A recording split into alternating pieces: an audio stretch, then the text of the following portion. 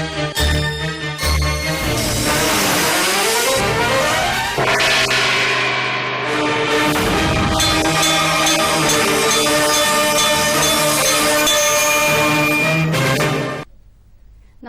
ఘంటారవానికి స్వాగతం. ముందుగా ప్రధాన అంశాలు.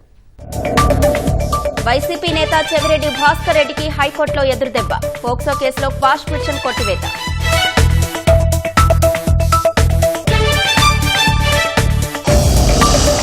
గుంటూరు జీజీహెచ్ మాజీ సూపరింటెండెంట్ ప్రభావతికి చుక్కెదురు. ముందస్తు బెయిల్ పిటిషన్ కొట్టేసిన హైకోర్టు.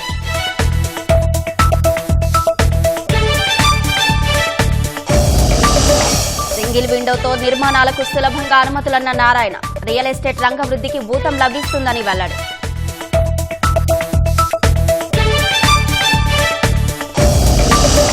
కర్నూలు వ్యవసాయ మార్కెట్లో కంది ధరలు పతనం. క్వింటాకు 5,000 గిట్టుబాటు కాదని రైతుల ఆవేదన.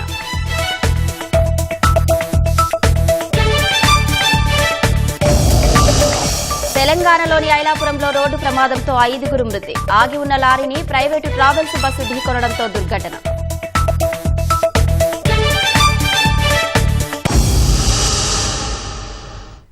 భవన నిర్మాణ అనుమతులు, లేఅవుట్ల అనుమతుల విషయంలో రాష్ట్ర ప్రభుత్వం జారీ చేసిన జీవోలు రియల్ ఎస్టేట్ రంగాన్ని పరుగులు పెట్టిస్తాయని పురపాలక శాఖ మంత్రి పి నారాయణ స్పష్టం చేశారు. సింగిల్ విండో విధానం ద్వారా అనుమతులు మంజూరు చేసి జాప్యాన్ని నివారిస్తామన్నారు. ఫలితంగా నిర్మాణాలు ఊపందుకొని రియల్ ఎస్టేట్ రంగానికి ఊతం లభిస్తుందంటున్న మంత్రి నారాయణతో ఈటీవీ ముఖాముఖి. రాష్ట్రంలో నిర్మాణ రంగాన్ని ఊపందించేందుకు అలాగే ప్రోత్సాహపరిచేందుకు రాష్ట్ర ప్రభుత్వం ఉత్తర్వులు జారీ చేసింది. దీనికి సంబంధించి చట్ట సవరణ కూడా చేసింది. దానిపై మాట్లాడడానికి పురపాలక శాఖ మంత్రి నారాయణ మనతో ఉన్నారు. సార్, ఈ జీవోల వల్ల ఎలాంటి, ఈ చట్ట సవరణ వల్ల జీవోల వల్ల ఎలాంటి మేలు కలుగుతుంది నిర్మాణ రంగానికి? అంటే గత 5 సంవత్సరాల్లో గత వైఎస్ఆర్సీపీ ప్రభుత్వం ఈ రాష్ట్రంలో రియల్ ఎస్టేట్ రంగాన్ని టోటల్గా కుదేలు చేసింది. ఆ రంగం చాలా దెబ్బతిన్నది. ఏ రాష్ట్రం డెవలప్ కావాలన్నా, అక్కడ ఇండస్ట్రీస్ రావాలన్నా, ఇది చేయాలన్నా కానీ ఖచ్చితంగా రియల్ ఎస్టేట్ రంగం స్ట్రాంగ్ ఉండాలి. అందుకనే ముఖ్యమంత్రి గారు యాక్చువల్గా నాకు ఈ యొక్క మున్సిపల్ శాఖని ఇచ్చి ఫస్ట్ ఒకటే చెప్పారు, రియల్ ఎస్టేట్ రంగం ఎంత స్ట్రాంగ్గా ఉంటే ఆ రాష్ట్రం అంత స్ట్రాంగ్ అవుతుందని. అందుకని అనేకసార్లు ఇప్పుడు క్రెడాయి వాళ్ళు ఈరోజు విజయవాడలో ఈ ప్రాపర్టీ షో పెట్టారు. వారిని ప్రత్యేకంగా అభినందిస్తున్నాను. క్రెడాయి ఇలాంటి ఆర్గనైజేషన్స్ ఎవరంటే వాళ్ళందరినీ పిలిచి దాదాపు 10 సార్లు వాళ్ళతో డిస్కస్ చేయడం జరిగింది. వాళ్ళ సమస్యలు ఏంది, వాళ్ళు ఎలాంటి ఇబ్బందులు పడుతున్నారని. అదేవిధంగా ఇతర రాష్ట్రాలకు కూడా ఈ యొక్క టౌన్ ప్లానింగ్ టీమ్స్ పంపించాం. దాదాపు 20 రాష్ట్రాలకి, భారతదేశంలో 20 రాష్ట్రాలకు పంపించాం. అక్కడ ఉన్న బెస్ట్ ప్రాక్టీస్ని స్టడీ చేసుకొచ్చారు. కమిటీలు వేసి అందులో ఉన్న బెస్ట్ ప్రాక్టీస్ని తీసి మళ్ళీ ఈ యొక్క అసోసియేషన్తో డిస్కస్ చేసి వాటిలన్నింటినీ జీవోల రూపంలో ఇవ్వడం జరిగింది. ఆ విధంగా ఈరోజు ఈ రాష్ట్రంలో రియల్ ఎస్టేట్, ఎందుకంటే గతంలో తీసుకుంటే వాళ్ళు ఇష్టం వచ్చినట్టు చేసేవాళ్ళు. ఎవరు అసలు ఒక టౌన్ ప్లానింగ్ అని కానీ డైరెక్టర్ కానీ అసలు ఏమీ లేదు, ఎవరి పార్టీకి వాళ్ళు. ఈరోజు ఈ రాష్ట్రంలో ఎల్ఆర్ఎస్ బీఆర్ఎస్ కానీ అలౌ చేస్తే దాదాపు 5,000 కోట్లు ఈరోజు మున్సిపల్ శాఖ వస్తుంది. అంటే అన్నీ అసలు వ్యవస్థలే లేకుండా చేశారు. అలాంటిది ఈరోజు చేశారు. ఇందులో అన్నిటికంటే ముఖ్యం ఏంటంటే single window system, easy of doing business. దానికి ఇన్ని రోజులు ఎవరన్నా ఒక బిల్డింగ్కి అప్లై చేయాలన్నా, లేఅవుట్లన్నా రెవెన్యూ వాళ్ళ చుట్టూ పోయి నాలా పర్మిషన్ తెచ్చుకోవాలా, ఫైర్ వాళ్ళ ఆఫీస్ చుట్టూ తిరిగి ఫైర్ తెచ్చుకోవాలి. ఇట్లా ఎయిర్పోర్ట్స్ ఏదైనా ఉంటే వాళ్ళ అథారిటీ చుట్టూ తిరగాలి, రైల్వే ఉంటే వాళ్ళ చుట్టూ తిరగాలి. ఇవన్నీ లేకుండా సింగిల్ పోర్టల్ మన యొక్క మున్సిపల్ శాఖ దాంట్లోనే అప్లై చేస్తే ఆటోమేటిక్గా వాళ్ళ సర్వీస్కి లింక్ అయ్యేటట్టుగా ఆ డిపార్ట్మెంట్తో డిస్కస్ చేసాం. ఆ మంత్రులతోనూ ఆ సెక్రటరీలతో వాళ్ళందరూ యాక్సెప్ట్ చేశారు. ఆ ప్రాసెస్ సాఫ్ట్వేర్ జరుగుతుంది. బహుశా నెక్స్ట్ మంత్ ఎండింగ్కి వస్తే జస్ట్ సింపుల్గా మున్సిపల్ యొక్క వెబ్సైట్లో అప్లై చేస్తే ఆటోమేటిక్గా వాళ్ళకి యాక్చువల్గా పర్మిషన్ వస్తుంది. ఇప్పుడు చేసిన చట్ట సవరణ వల్ల భవన నిర్మాణ అనుమతులు కావచ్చు, లేదా లేఅవుట్లకు సంబంధించిన అనుమతులు కావచ్చు, ఎంతసేపట్లో వచ్చే అవకాశం ఉంది? అలాగే దీనివల్ల ఎంత మేలు కలుగుతుంది నిర్మాణ రంగానికి? అంటే దీనివల్ల యాక్చువల్గా అంటే ఇప్పుడు లేఅవుట్లలో ఎవరైనా లేఅవుట్ వేయాలంటే మినిమం 12 మీటర్లు ఉండాలి ఈ రాష్ట్రంలో. కానీ అనేక రాష్ట్రాల్లో స్టడీ చేస్తే ఎక్కువ రాష్ట్రాల్లో 9 మీటర్లే ఉంది. ఇప్పుడు 12 మీటర్లని పెట్టడం వల్ల వాళ్ళు 9 మీటర్లు వేసి పర్మిషన్లు ఇష్టం వచ్చినట్టు చేస్తున్నారు. అటువంటిది రాష్ట్రానికి ఆదాయం పోతుంది. అంటే పేరుకి 12 మీటర్స్ దాంట్లో ఉంటుంది, వాళ్ళు 12 మీటర్స్ పెట్టడం వల్ల ఏ 9 మీటర్సే పెడుతున్నారు, అడ్డదిడ్డాలుగా పర్మిషన్స్ తెచ్చుకుంటున్నారు, ఎవరంటే వాళ్ళు ఇస్తున్నారు. అటువంటిది లేకుండా ఈరోజు 9 మీటర్లు పెట్టడం వల్ల రాష్ట్రానికి ఆదాయం వస్తుంది. ఎవరైతే లేఅవుట్లు వేస్తున్నారో వాళ్ళకు కూడా ఇబ్బంది ఉండదు. ఒకవేళ వాళ్ళు హై రైజ్ కట్టుకోవాలా, ఎక్కువ ఏరియా కట్టుకోవాలంటే 40 ఫీట్స్ వదులుకుంటారు, లేదా ఇంకా ఎక్కువ వదులుకుంటారు. ఆ విధంగా ఈరోజు యాక్చువల్గా ఏదైతే చేసామో వాటి వల్ల, అదేవిధంగా 5 అంతస్తుల బిల్డింగ్ వరకు అంటే 18 మీటర్ల లోపల బిల్డింగ్లు ఎవరన్నా కట్టుకోవాలంటే గతంలో లాగా ఆఫీసుల చుట్టూ తిరగబడలేదు. జస్ట్ ఎవరైతే లైసెన్స్డ్ సర్వేయర్స్ ఉంటారో వాళ్ళు యాక్చువల్గా అప్లై చేస్తే ఆటోమేటిక్గా డీమ్డ్ అప్లై చేసి పేమెంట్ కడితే, అయితే తేడా ఏదన్నా వస్తే దాని మీద చాలా స్ట్రింజెంట్ యాక్షన్స్ తీసుకుంటాం. ఈ విధంగా 5 అంతస్తుల భవనం కంటే తక్కువ కట్టేదానికి సెల్ఫ్ డిక్లరేషన్ చేసాం. ఇది ఒక పెద్ద పెను మార్పు. ఇది కూడా అనేక రాష్ట్రాల్లో స్టడీ చేసి యాక్చువల్గా ఈరోజు రాజస్థాన్ అది చేయటం జరిగింది. డీవియేషన్స్ కూడా ఎక్కువ ఆస్కారం లేదంటారా దీనివల్ల? అంటే దీనివల్ల డీవియేషన్స్ తగ్గుతుంది. ఇప్పుడు 12 మీటర్లు పెట్టి వాళ్ళు 12 మీటర్లు లేఅవుట్కి కట్టకుండా ఉండే బదులు 9 మీటర్లు పెట్టి 9 మీటర్లకు స్ట్రిక్ట్ ఆన్ అవుతాం. ఖచ్చితంగా దాని యొక్క ఎగ్జిక్యూషన్ స్ట్రిక్ట్గా చేస్తాం. 9 మీటర్లే కట్టే విధంగా చేస్తే అప్పుడు ఎటువంటి డీవియేషన్స్ ఉండవు. లేఅవుట్ల విషయంలో ఎట్లా చూస్తారు మీరు? లేఅవుట్ యాక్చువల్గా మెజారిటీ లేఅవుట్స్ తీసుకుంటే ఈరోజు వాళ్ళు వేసిందంతా 9 మీటర్లే, కానీ రూల్స్లో 12 మీటర్లు ఉంది. సో ఫైనల్గా ప్రభుత్వానికి ఆదాయం రావట్లా, అనాథరైజ్ చేసి అనాథరైజ్డ్గా అమ్మేస్తున్నారు. దానివల్ల ఎవరైతే కొంటున్నారో కొనేవాళ్ళు నష్టపడుతున్నారు, ఎందుకంటే వాళ్ళ పర్మిషన్కి అప్లై చేసినప్పుడు పర్మిషన్ ఇవ్వటం వల్ల. సో ఈ విధంగా కొన్నవాళ్ళు నష్టపోతున్నారు, రాష్ట్రానికి ఆదాయం పోతుంది. ఇవన్నీ స్టడీ చేసి యాక్చువల్గా ఇది చేయటం జరిగింది. అనేక రాష్ట్రాల్లో కూడా 9 మీటర్లే ఉంది. Thank you. మొత్తం మీద ఈ లేఅవుట్ భవన నిర్మాణాలకు సంబంధించి లేఅవుట్లకు సంబంధించి చేసినటువంటి చట్ట సవరణ రాష్ట్రానికి ప్రయోజనం కలుగుతుంది, అంతిమంగా ఆదాయం కూడా వస్తుందని చెప్పి మంత్రి నారాయణ చెప్తూ ఉన్నారు. కెమెరా పర్సన్ సోమేష్తో కలిసి ధనుంజయ్, ఈటీవీ న్యూస్, విజయవాడ. వైసీపీ నేత చెవిరెడ్డి భాస్కర్ రెడ్డికి హైకోర్టులో ఎదురుదెబ్బ తగిలింది. తనపై నమోదైన పోక్సో కేసును కట్టివేయాలంటూ చెవిరెడ్డి దాఖలు చేసిన క్వాష్ పిటిషన్ను హైకోర్టు కొట్టివేసింది. బాలికపై అత్యాచారం జరిగిందని అసత్య ప్రచారం చేశారంటూ తిరుపతి జిల్లా ఎర్రావారిపాలెం పోలీసులు చెవిరెడ్డిపై కేసు నమోదు చేశారు. భాస్కర్ రెడ్డిపై ఎస్సీ ఎస్టీ చట్టం పోక్సో కింద ఈ కేసు నమోదైంది. ఈ కేసును కొట్టివేయాలంటూ చెవిరెడ్డి హైకోర్టును ఆశ్రయించగా వైసీపీ నేత దాఖలు చేసిన పిటిషన్ను కోర్టు తోసిపుచ్చింది.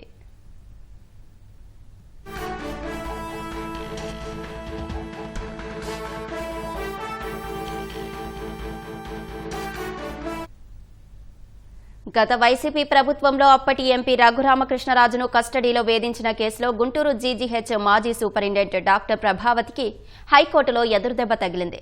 ఈ కేసులో ముందస్తు బెయిల్ కోరుతూ ప్రభావతి దాఖలు చేసిన పిటిషన్ను హైకోర్టు కొట్టివేసింది. సిఐడి కస్టడీలో తనను వేధించారంటూ నగరంపాలెం పోలీసులకు రఘురామ ఫిర్యాదు చేశారు.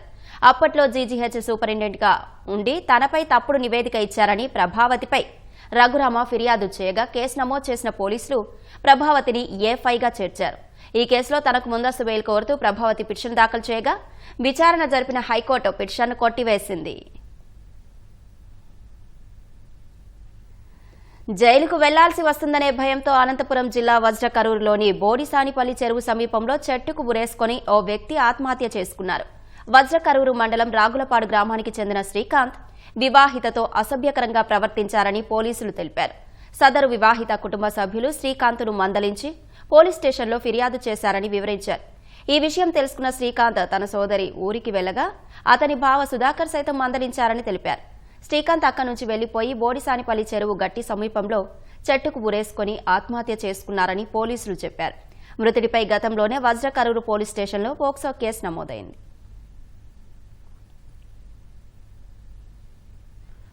పోక్సో కేసులో నిందితుడికి కర్నూలు జిల్లా స్పెషల్ కోర్టు శిక్ష విధించింది. బాలికపై లైంగిక వేధింపులు చేసిన కేసులో కర్నూలు బుధవారపేటకు చెందిన బొగ్గుల రాజేష్కు 3 ఏళ్ల జైలు శిక్ష, 20,000 రూపాయలు జరిమానా విధిస్తూ కోర్టు ఉత్తర్వులు ఇచ్చింది. 2021 జూన్ 23న బాలికపై లైంగిక వేధింపులకు పాల్పడినట్లు బాధితురాలి తల్లిదండ్రులు ఫిర్యాదు మేరకు కర్నూలు 3వ పట్టణ పోలీసులు పోక్సో చట్టం కింద అతడిపై కేసు నమోదు చేశారు. పోలీసు అధికారులు దర్యాప్తు చేసి అభియోగ పత్రం దాఖలు చేశారు. విచారణలో నేరం రుజువు కావడంతో నిందితుడికి శిక్ష విధిస్తూ న్యాయమూర్తి భూపాల్ రెడ్డి తీర్పు ఇచ్చారు. రాష్ట్రంలో యువతకు ఉపాధి అవకాశాలను మెరుగుపరిచే స్కిల్ సైన్సెస్ ప్రీ వాలిడేషన్ కోసం ఇన్ఫోసిస్తో ప్రభుత్వం ఒప్పందం కుదుర్చుకుంది. ఆర్థిక వనరులతో సంబంధం లేకుండా జనరేటివ్ ఏఐని ఉపయోగించి అభ్యర్థుల నైపుణ్యాల ముందస్తు ధృవీకరణ కోసం డిజిటల్ ప్లాట్ఫామ్ను అందించేందుకు ఇన్ఫోసిస్ ఏపీ నైపుణ్యాభివృద్ధి సంస్థ మధ్య ఒప్పందం కుదిరింది. మంత్రి లోకేష్ సమక్షంలో ఇన్ఫోసిస్తో ఎంఓయూ చేసుకున్నారు. స్కిల్స్ సైన్సెస్ డాటా ప్రివాలిడేషన్కు ఇన్ఫోసిస్ ముందుకు రావడం అభినందనీయమని మంత్రి లోకేష్ అన్నారు. దీని ద్వారా యువత నైపుణ్యాలను అంచనా వేసి మార్కెట్ డిమాండ్కు తగ్గట్టుగా వారికి స్కిల్ డెవలప్మెంట్ శిక్షణ ఇవ్వడానికి మార్గం సులభతరం అవుతుందని తెలిపారు. రాష్ట్రంలో రాబోయే 5 ఏళ్లలో యువతకు 20 లక్షల ఉద్యోగాల లక్ష్య సాధనలో భాగస్వామి కావడానికి ఇన్ఫోసిస్ ముందుకు వచ్చిందని లోకేష్ వెల్లడించారు.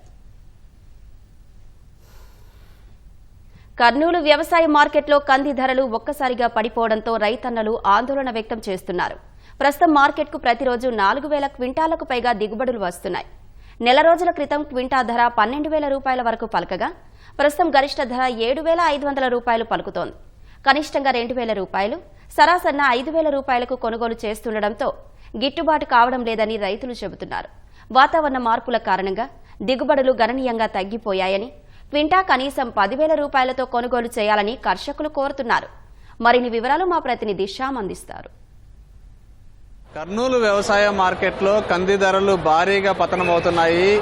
నెల రోజుల క్రితం క్వింటా కంది ధర దాదాపు 10,000 రూపాయలు పలికితే ప్రస్తుతం 5-6 వేలు కూడా పలకడం లేదని రైతులు ఆవేదన వ్యక్తం చేస్తున్నారు. ఈసారి పంట కూడా బాగా తగ్గింది. పంట తగ్గినా కూడా రేట్లు పెరగడం లేదు, రేట్లు మరింత పతనం అవుతున్నాయని చెప్పి ఆవేదన వ్యక్తం చేస్తున్నారు. మనతో పాటు కంది రైతులు ఉన్నారు, వారితో మాట్లాడదాం. కంది రేటు పూరా సరి సగం తేడా ఉంది. 10 సంవత్సరానికి ఇప్పటికి 12,000 చిల్లర అమ్మింది పోయినసారి. ఇప్పుడు 6,000 7,000. ఒక బోటుకేమో 8,000 పడుతుంది. 50 కేజీలు అట్లా రాస్తారంట. ఎప్పటికీ నష్టమే, కాకపోతే తప్పదు. నేను చేయాల్సిందే. నేను చేయకుండా ఊకుండా లేడు కదా రైతు. ప్రతిదీ ప్రాబ్లమే. గవర్నమెంట్ ఎరువులు ఇంతకుముందు 400-500 సంచి 1,850 2,000కి వచ్చింది. కష్టంగా ఉంది. ఇంకా 10,000 మద్దతు ధర ఉంటేనే రైతు గిట్టుబాటు లేదు. ఏం లేదు సార్. ఇప్పుడు మామూలుగా బాడీలు చూసి ఇప్పుడు కొనే ఎరువులు కానీ పై స్పేర్లు కానీ అన్ని ప్రేమ అయిపోయినాయి. ఏ దాంట్లో రైతుకు ఉపయోగమే లేదు. బొత్తుగా 2 ఎకరాలు కంది వేస్తే కనీసం 2-3 క్వింటాలు అవుతున్నాయి. నీకు 2-3 క్వింటాల్లో కాదు కనీసం పెట్టుబడి ధరనే వస్తుంది అనుకో, పెట్టుబడి ధర కూడా రావడం లేదు. బొత్తుగా ఏ దాంట్లో ఇప్పుడు బాడీ పిలుస్తున్నామంటే ఒక కాడికి వచ్చేసి 2,000 ఉంది. ఓ ట్రాక్టర్ తీసుకుపోయి 20 రూపాయలు బాడీగా ఉంది. ఓ మంది సంచి కొనాలంటే 1,500-1,800 ఉంది. ఓ స్వేర్ మంది కొనాలంటే నీకు 200-300, ఒక ట్యాంక్ వచ్చేసి 200-300 పడుతుంది. అయితే ఏది ఏమైనా మేము వాళ్ళు పెట్టిన ధరకు కొనాలి కానీ మేము పండించిన రైతులకు మేము చెప్పిన ధరకు కొనడానికి లేనే లేదు. మా ముఖం వాళ్ళకు తెలియదు, వాళ్ళ ముఖం మాకు తెలియదు. ఇంకా మేము ఎవరిని అడగాల ఏం కథ ఏం లేదు. నెల కింద నీకు 10,000-11,000 దాకా ఉండే. ఇప్పుడు 6,000-5,500కి వచ్చింది. ఇవాళ కూడా ఏం రేటు పోతే కూడా తెలియదు ప్రత్యేకంగా. అయితే మేము ఏది పండించినా కూడా మాకు అసలు పలాంత కొంటున్నాం, పలాంత రేటు పోతుంది, మళ్ళీ నువ్వు ఇస్తావా ఇవ్వనే పొజిషన్ కూడా అడగకుండా చేస్తున్నారు మాకు రైతులకి. మద్దతు ధర మాకు కల్పించాలని చెప్పి మేము కోరుకున్నాం. మా రైతుల వల్ల మేము కోరుకున్నాం. అయితే అదొక్కటి మేము కంది రేటు ఎట్లా 6,000 చిల్లర. మాకు రైతు కూలికి 700 అడుగుతారు కూలి. ఇప్పుడు 700 కూలి ఇచ్చి మాకు 6,000-5,000 నడుతుంటే మాకు ఏం గిట్టుబాటు ధర అయితే లేదు. చాలా అన్యాయం చేస్తున్నారు రైతులకు. బయట కంది బ్యాళ్ళు పోతున్నాయి. వాళ్ళు మేము ఆడ ఎంత పెట్టినా కొనుక్కునాల్సిందే. ఈడ మాత్రం మేము అమ్మనికి వచ్చి చాలా అగ్గిపోతున్నారు. మరి ఎట్లా మాకు రైతులకు గిట్టుబాటు ధర అయితే లేదు. మీ ప్రభుత్వం దాన్ని కనిపెట్టి ధర పెంచాలని మేము అడుగుతున్నాం. కంది పంట వచ్చేసి ఏది గిట్టుబాటు కావడం లేదు. దయచేసి కూటమి ప్రభుత్వం వచ్చేసి రైతులను ఆదుకోవాలని కోరుకుంటున్నాం. ఒక మంది మూట కొనాలంటే 1,700 రూపాయలు పడుతుంది. ఎకరాకు వచ్చేసి 3-4 ప్యాకెట్లు వేస్తా కానీ కంది చెట్టు రాదు. ఈ సంవత్సరం 7,000 అంటే మీరే చెప్పండి దానికి. సరే, ఏదన్నా మందుల రేట్లు తగ్గించినారా, ఏదన్నా వేరే రేట్లు ఏమన్నా తగ్గించినారా? కిలో బ్యాళ్ళు 200 అమ్ముతున్నారు. కిలో మంచి నూనె 140-170 అమ్ముతున్నారు. ఎక్కడికి గిట్టుబాటు వస్తుంది? రైతుకి ఏది లేదు, మిగలడం లేదు సార్. పంటన్నా మాకు ఏదో వాతావరణం కొంచెం పరిస్థితుల వల్ల మాకు పంట తగ్గిపోయింది. పంట తగ్గిపోయినప్పుడు కూడా రేట్ లేదు. ఏం చేయాలో అర్థం కాదు రైతుది. అర్థం కాని పరిస్థితి సార్. ఒక స్పేర్ మందు కొనాలంటే పిరమే, ఒక భూముల మందు వేయాలంటే పిరమే. అది ఏది వాళ్ళు ఎక్కించినారా లేదా రేట్లు?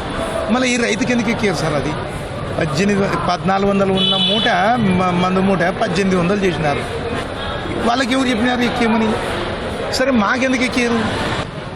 ప్రస్తుతం కర్నూలు వ్యవసాయ మార్కెట్లో కందులు క్వింటా ధర 2,000 రూపాయలు కనిష్ట ధర పలుకుతుంటే గరిష్టంగా దాదాపు 7,500 రూపాయల వరకు పలుకుతుంది. సరాసరిన 4-5 వేల రూపాయల కంటే ఎక్కువ పలకడం లేదని చెప్పి రైతులు ఆవేదన వ్యక్తం చేస్తున్నారు. వాస్తవంగా ప్రభుత్వం మార్కెట్ ద్వారా నాఫెడ్ వాళ్ళు కొనుగోలు చేయాల్సి ఉంది. ఇంతవరకు ఒక్క క్వింటా కూడా కొనుగోలు చేయలేదన్న ఆరోపణలు ఉన్నాయి.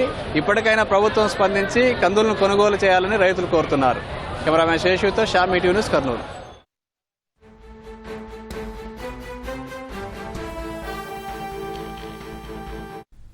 తిరుమలలో టీటీడీ ధర్మకర్తల మండలి సాయంత్రం 4 గంటలకు అత్యవసరంగా సమావేశం కానుంది. మరింత సమాచారం మా ప్రతినిధి నారాయణప్పని అడిగి తెలుసుకుందాం. నారాయణప్ప, బోర్డు సమావేశంలో ఏ అంశాలను చర్చించనున్నారు? అశ్విని, టీటీడీలో అత్యవసర సమావేశాన్ని నిర్వహిస్తున్నారు. ధర్మకర్తల మండలి కీలక సమావేశం సాయంత్రం 4 గంటలకు ప్రారంభం కానుంది. వైకుంఠ ద్వార దర్శనానికి సంబంధించి సర్వదర్శన టోకెన్లు జారీ చేసే అంశంలో చోటు చేసుకున్న తొక్కిసలాటల్లో ప్రాణాలు కోల్పోయిన భక్తుల కుటుంబాలకు పరిహారం అందించే అంశము, అదేవిధంగా పరిహారానికి సంబంధించి చెక్కులను ఈ రోజు సాయంత్రం లోపే తయారు చేసి రేపు ఉదయం బాధితుల కుటుంబాలకు అందజేసేందుకు ఆయా గ్రామాలకు టీటీడీ ధర్మకర్తల మండలిలోని 3 సభ్యులు బృందంగా ఏర్పడి ఆయా గ్రామాలకు వెళ్లి బాధిత మృతుల కుటుంబాలకు చెక్కులు అందజేసే అంశంపై కూడా తీర్మానంలో చర్చించనున్నారు ప్రధానంగా. అదేవిధంగా మరింత కీలకమైన అంశం ఏంటంటే ఈ వైకుంఠ ద్వార దర్శనానికి సంబంధించి టోకెన్లు జారీ చేసే అంశం కావచ్చు, లేకపోతే తిరుపతిలో 9 ప్రాంతాలలో వైకుంఠ ద్వార దర్శన సర్వదర్శన టోకెన్లు జారీ చేసేందుకు కేంద్రాలు ఏర్పాటు చేసే అంశంపై నిర్ణయం తీసుకున్నది ఎవరు? బోర్డులో ఈ అంశాన్ని ఇటీవలనే బోర్డు సమావేశం జరిగినప్పటికీ ఆ బోర్డులో తీర్మానాలలో ఈ అంశాన్ని ఎందుకు చేర్చలేదు అన్న అంశంపై కూడా సమావేశంలో చర్చించి ఆ బోర్డు దృష్టికి తీసుకురాకోకుండా నిర్ణయం తీసుకున్న అధికారులు ఎవరు, ఆ నిన్న జరిగిన సంఘటనకు సంబంధించి పూర్తి బాధ్యత ఎవరు వహించాలి అనే అంశంపై కూడా చర్చించినట్టు మనకు విశ్వసనీయంగా తెలిసింది. ప్రధానంగా ఇప్పటికే అధికారుల మధ్య బోర్డు మధ్య సమన్వయం కొరబడిందని చెప్పి తీవ్ర విమర్శలు వస్తున్నాయి. ఈ అంశంపై భక్తులకు కావచ్చు, లేకపోతే టీటీడీ ధర్మకర్తల మండలి సమావేశం ఏర్పాటు చేయడం ద్వారా భక్తులు అదేవిధంగా స్వామివారి పట్ల భక్తిభావం కలిగిన వారికి అందరికీ ఒక స్పష్టమైన సంకేతం ఇవ్వాలన్న లక్ష్యంతోనే ఈ సమావేశం నిర్వహిస్తున్నట్లు విశ్వసనీయంగా తెలుస్తోంది. బోర్డు మధ్య కానీ బోర్డుకు అధికారుల మధ్య సమన్వయం లేదు అన్న అంశం,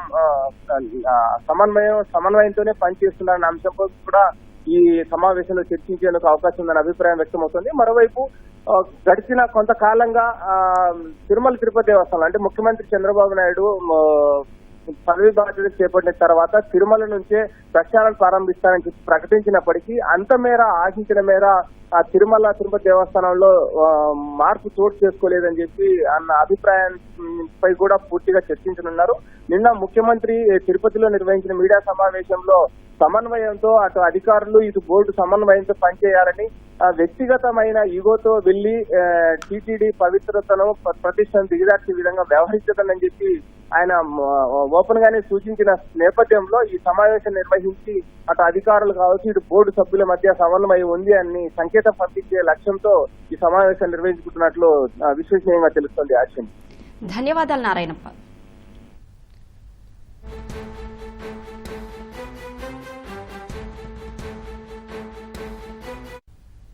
మంత్రి ఆనం రామనారాయణ రెడ్డి మీడియాతో మాట్లాడుతున్నారు. ప్రత్యక్ష ప్రసారం ద్వారా చూద్దాం. గారు తోడుగా ఉన్నారు. ఇది ఒక దురదృష్టకరమైన సంఘటన, ఆవేదన పడొద్దు అని చెప్పి అందరికీ చెప్పి మరి ఆ 6 చనిపోయినటువంటి సభ్యులకి వెంటనే పోస్ట్ మార్టం లాంటివి జరిపించి పద్ధతి ప్రకారం వాళ్ళ స్వస్థలాలకి ప్రభుత్వ అంబులెన్సుల్ని కుటుంబ సభ్యులు ప్రత్యేక వాహనాల్లో ప్రతి ఒక్కరి తోటి ఒక రెవెన్యూ అధికారినిచ్చి వాళ్ళ స్వస్థలాలకు పంపడం జరిగింది. ఇందులో 4 మన రాష్ట్రం వారైతే, ఒకరు తమిళనాడు రాష్ట్రం, మరొకరు కేరళ రాష్ట్రం. ఈ 4 ఆంధ్ర రాష్ట్రంలో వాళ్ళు, ఒకరు కర్నూలు జిల్లా వాళ్ళు అయితే 3 విశాఖపట్నం అనకాపల్లి ప్రాంతం వాళ్ళు. కొంచెం బాధాకరమైనటువంటి విషయం, పాపం అనేక సంవత్సరాల నుంచి ఏకాదశి ఉత్సవాలకి దర్శనాలకి శ్రీ వెంకటేశ్వర స్వామిని దర్శించుకోవడానికి వచ్చేవాళ్ళం. ఇప్పుడు మళ్ళీ వచ్చాం, ఇలా జరిగిందని వాళ్ళు బాధపడడం కూడా చూడడం జరిగింది. చాలామంది గాయాలు పాలైనటువంటి వాళ్ళు చెప్పింది, ఒక మహిళకి అక్కడ కూర్చున్నటువంటి వాళ్ళకి షుగర్ లో అవడంతో కళ్ళు తిరిగి పడిపోతూ ఉన్న సందర్భంలో ఆమెను బయటికి తీసుకుపోవడానికి గేటు దగ్గర తొక్కిసలాటైంది. ఆ గేటుని తీయడం వల్ల గేట్లు తీసి టోకన్లు టికెట్లు ఇస్తున్నారనేటువంటి ఆతృతతో అందరూ ఒక్కసారిగా గేట్ల మీద పడడం, గేట్లు ఒకవైపుకు తెరవాల్సిన గేట్లను మరొక వైపుకు ఓపెన్ చేసే ప్రయత్నాలు, ఈ తొక్కిసలాటలో ఈ సంఘటన జరిగింది అని చాలామంది కూడా చెప్పడం, ఇవన్నీ కూడా అక్కడ జరిగాయి. మేమన్నీ చూసే సమయానికి ముఖ్యమంత్రి గారు కూడా అక్కడికి రావడం, వారు కూడా ఘటనా స్థలాన్ని చూశారు. ఘటనా స్థలంలో అధికార యంత్రాంగం యొక్క వైఫల్యాలను కూడా చూడడం జరిగింది. ఎవరినైతే ఇన్ఛార్జిగా పెట్టారో పోలీస్ అధికారి ఈ సంఘటన జరిగే సమయానికి అతను అక్కడ లేకుండా పోవడం, ఒక డిఎస్పీ ర్యాంక్ అధికారి ఆయన అక్కడ లేకుండా ఆ సమయంలో మరి ఎక్కడికో వెళ్ళారు. అలాగే దీన్ని మొత్తం పర్యవేక్షిస్తున్నటువంటి టీటీడీ జేయూఓ గారు మొత్తం తిరుపతిలో జరిగే అన్ని సెంటర్స్ సూపర్వైజ్ చేయాల్సిన బాధ్యత వారిదైతే వారికి కూడా వారి యొక్క కార్యక్రమాలు సజావుగా సాగలేదు అనేటువంటి విషయం అక్కడ తేట తెల్లమైంది. వారు ఒక ఐఏఎస్ అధికారి, మీరు సక్రమంగా విధులు నిర్వహించకుండా ఇలాంటి పొరపాట్లు ఎలా చేశారని కూడా ముఖ్యమంత్రి గారు కోరడం జరిగింది. సరైన సమాధానం లేదు. 9 సెంటర్లు, 90 కౌంటర్లు ఏర్పాటు చేశారు తిరుపతిలో. తిరుపతిలో ఎప్పుడు కూడా గతంలో ఈ యొక్క వైకుంఠ ఏకాదశి సందర్భంలో నేరుగా కొండ మీదకి వెళ్ళేవాళ్ళు, అక్కడ కౌంటర్లలోనే టికెట్లు తీసుకొని 24 గంటలైనా 36 గంటలైనా 48 గంటలైనా ఆ ఏడుకొండల వాని దర్శనానికి తిరుమలలో ఉండే ఆ భక్తి ప్రదర్శనలో భక్తులు ఉండేవాళ్ళు. తిరుపతికి వచ్చేటప్పటికి అంత ఆధ్యాత్మికత, ఆ భక్తి వాళ్ళల్లో ఓపిక ఉండదు. ఎందుకు మార్చారు కొండపై నుంచి కిందకి ఈ విధానం అని అంటే, గతంలో చేశారు కాబట్టి మేము కూడా చేశామని చెప్పే పరిస్థితుల్లో అధికారులు చెప్పడం జరిగింది. గతంలో కొన్ని వైఫల్యాలను సరిచేసుకుంటూ ముందుకు వెళ్తున్న సందర్భంలో గత ఆనవాయితీలను ఎందుకు తీసుకోవాల్సి వచ్చిందని చెప్పి ముఖ్యమంత్రి గారు కూడా ఎంతో బాధతో వాళ్ళని ప్రశ్నించడం జరిగింది. ఇవన్నీ ఇలా ఉన్నప్పుడు ఆ సందర్భంలో బాధాకరం, 6 చనిపోయారు. వాళ్ళల్లో దాదాపుగా 35 మంది 35 మంది గాయాలు పాలయ్యారు. ఈ 35 మందికి కూడా రూయా హాస్పిటల్లో ప్రాథమిక చికిత్స చేసి స్విమ్స్ ఆసుపత్రికి మార్చారు. స్విమ్స్ ఆసుపత్రి అంటే సూపర్ స్పెషాలిటీ ఆసుపత్రి. వారందరికి కూడా అక్కడ చికిత్స చేస్తూ ఉన్నప్పుడు ముఖ్యమంత్రి గారు, రాష్ట్ర ప్రభుత్వం నుంచి వచ్చినటువంటి మంత్రులు, అలాగే రాష్ట్ర వైద్య శాఖ మంత్రి, 3 మంత్రుల యొక్క సబ్ కమిటీ అంతా కూడా ప్రతి ఒక్కరిని కూడా కలుసుకొని వివరాలు సేకరించడం జరిగింది. ముఖ్యమంత్రి గారు అయితే దాదాపు 1.5 గంట పాటు 35 మంది పేషెంట్లని వ్యక్తిగతంగా కలిశారు. ప్రతి ఒక్కరిని కలుసుకుంటూ, మాట్లాడుతూ, క్షేమ సమాచారాలు కనుక్కుంటూ వాళ్ళ ఆరోగ్య పరిస్థితులను కూడా విచారిస్తూ ఏమేమి చేస్తే వీళ్ళకి త్వరగా మెరుగవుతుంది అనేటువంటిది వైద్యుల సలహాలు కూడా అక్కడే తీసుకుంటూ ముందుకు సాగడం జరిగింది. 6 చనిపోయినటువంటి వ్యక్తులకు వారి కుటుంబాలకి ఈ 6 వారి కుటుంబ సభ్యులను అయితే ప్రభుత్వం వెనక్కి తీసుకొచ్చి ఇవ్వలేదు. కాబట్టి ఆ కుటుంబాలకి అండగా ఉండాలి అని చెప్పి ముఖ్యమంత్రి గారు ఆలోచన చేసి ఒక్కొక్క కుటుంబానికి 25 లక్షల చొప్పున వాళ్ళకి ప్రభుత్వం ఎక్స్గ్రేషియా చెల్లిస్తుందని చెప్పి వారు ప్రకటించడం జరిగింది. ముఖ్యమంత్రి గారు అక్కడికి వచ్చేటప్పటికే 5 మృతదేహాలని పోస్టుమార్టం పూర్తి చేసి తరలించారు. ఒక్కటి కేరళకు సంబంధించినటువంటి మృతదేహం మాత్రం అక్కడ ఉన్నది. వారు బంధువులు రావడం ఆలస్యమైంది. వాళ్ళు వచ్చిన తర్వాత వాళ్ళకు కూడా పోస్టుమార్టం రిపోర్ట్ తోటి డెత్ సర్టిఫికేట్లతోటి వాళ్ళకి ఆ యొక్క మృతదేహాన్ని అప్పగించడం జరిగింది. వారు కూడా అక్కడ ఉన్న ముఖ్యమంత్రి గారి కూడా వాళ్ళని చివరి ఆ యొక్క వ్యక్తిని చూసే అవకాశం కూడా లేదు. అప్పటికే ఆసుపత్రిలో అందరినీ క్షతగాతులందరినీ చూసేటప్పటికే సమయం అయింది. అప్పటికే వాళ్ళు బయలుదేరి వెళ్ళిపోయారు. ఉన్నటువంటి వాళ్ళందరికి కూడా 33 మందికి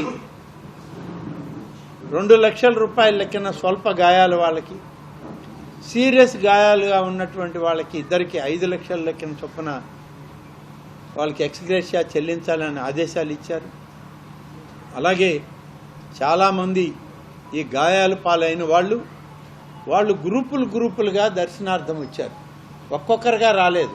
కుటుంబ సభ్యులు వచ్చారు, స్నేహితులు వచ్చారు, ఆయా ప్రాంతాల్లో ఉన్నటువంటి ఇతర భక్తులతో కలిసి వచ్చారు.